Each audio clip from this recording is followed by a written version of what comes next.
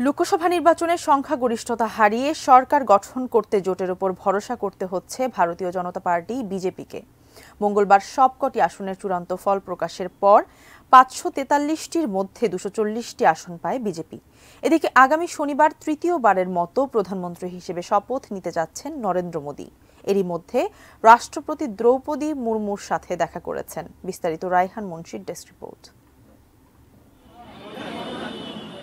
৭ ধাপে টানা ১.৫ মাস ভোট গ্রহণ। মঙ্গলবার সকাল ৮টা থেকে শুরু হয় ভোট গণনা। সবকটি আসনের চূড়ান্ত ফল প্রকাশের পর ৫৪৩টির মধ্যে বিজেপির জয় ২৪০টি আসনে। তাদের নেতৃত্বাধীন এনডিএ জোট জয় পেয়েছে ২৯৩টিতে।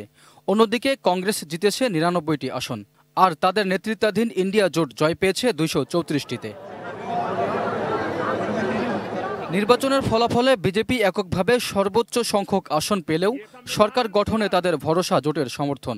এবারের নির্বাচনে ৪০০টি আসন পার করার স্লোগান দিয়ে প্রচার চালায় নরেন্দ্র মোদি। তবে চূড়ান্ত ফল প্রকাশের পর সেই স্বপ্ন পূরণ হলো না বিজেপির।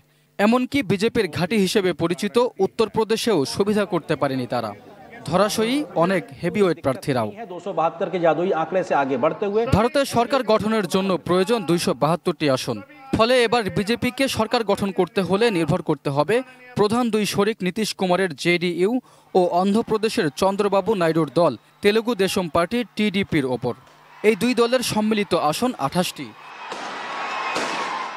এরই মধ্যে নতুন সরকার গঠনে আজ রাষ্ট্রপতি দ্রৌপদী মুর্মুর কাছে পদত্যাগপত্র জমা দিয়ে প্রধানমন্ত্রীর পদ থেকে সরে দাঁড়িয়েছেন নরেন্দ্র মোদি। এ সময় তিনি রাষ্ট্রপতিকে সরকার গঠনের দাবি জানান। আগামী শনিবার তৃতীয়বারের মতো প্রধানমন্ত্রী হিসেবে শপথ নিয়ে ইতিহাস গড়তে যাচ্ছেন নরেন্দ্র মোদি। এদিকে দলীয় দপ্তরে সোনিয়া গান্ধী, রাহুল ও প্রিয়াঙ্কাকে পাশে নিয়ে সংবাদ সম্মেলন করেছেন কংগ্রেসের সভাপতি মল্লিকার্জুন খাড়গে। এ সময় তিনি বলেন, এই ফল প্রধানমন্ত্রী নরেন্দ্র মোদীর রাজনৈতিক ও নৈতিক পরাজয়।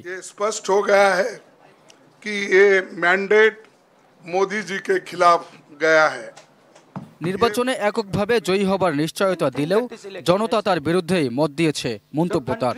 দলীয় নেতাকর্মীদের সঙ্গে আলোচনা করে পরবর্তী সিদ্ধান্তের কথা জানান কংগ্রেস সভাপতি। টানা ১০ বছর দাপিয়ে শাসন করা নরেন্দ্র মোদীর রসায়নটা কেমন হবে জোট সরকারে, এ নিয়ে নানা কৌতূহল।